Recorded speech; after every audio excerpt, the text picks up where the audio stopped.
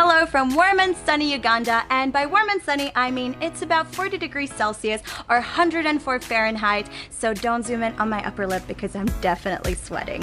And on that delicious note, today I would like to introduce you to Ugandan cuisine. The first thing I'd like to introduce you to is Matoke, which is something I've really grown to love and enjoy during my time here. And what it is basically mashed green banana, which may not sound very appetizing, but it tastes a lot like mashed potato. It's very comforting and kind of bland, so you can dress it any way you like and it's unlikely that you'll really dislike it.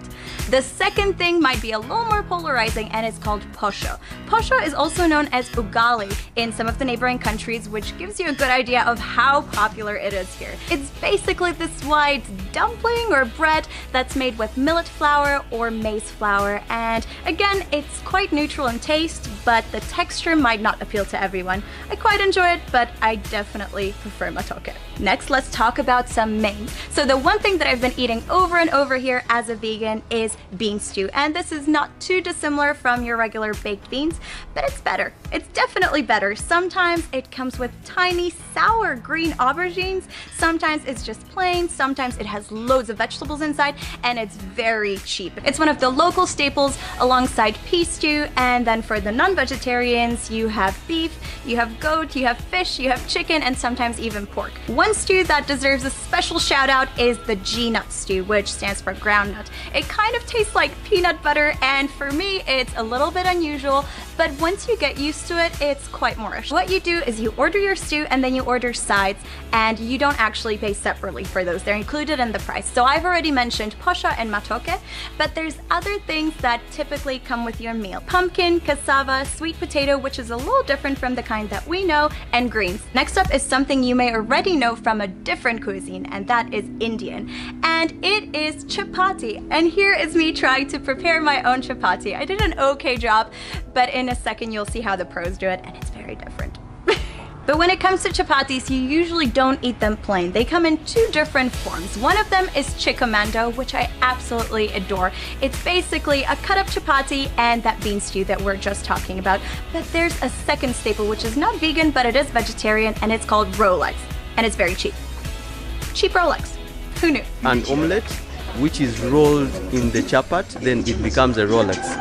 It also has a mixture, the egg has a mixture of tomatoes and cabbage, and that's a Ugandan trademark, Rolex. As you've probably gathered from the prevalence of chapatis, Indian food is really popular here in Uganda, and you can find anything from your standard tikka masala to just about any curry that you've ever had before, so really great for Indian food lovers and great for, coincidentally, vegans. Yes! Finally, we need to talk about some of the local produce, which is absolutely incredible. It starts with avocados, which are just as good as they get, and then you have mangoes, pineapple. I mean, I feel like I'd never tasted pineapple until I tasted it here. And watermelon's really popular as well. This video wouldn't be complete without me mentioning Stony, which is a very popular drink here. It's kind of like a ginger beer, but very, very gingery and fizzy. It's made by Coca-Cola, so as you can imagine, it's pretty sweet. Here's my first reaction to it. Oh, it's very sweet. It's nice. Very sweet though. And finally, I always like to investigate local beers, and the three most popular are Nile, Tusker, and Guinness, and only one of them is actually local. This right here is Tusker beer, and it's actually Kenyan, so by drinking it, you're not supporting the local economy, but it is delicious. And Guinness, as you probably know, is Irish, but they have a slightly different blend here, and it's very, very good. So for those of you who enjoy stout, definitely give that one a try.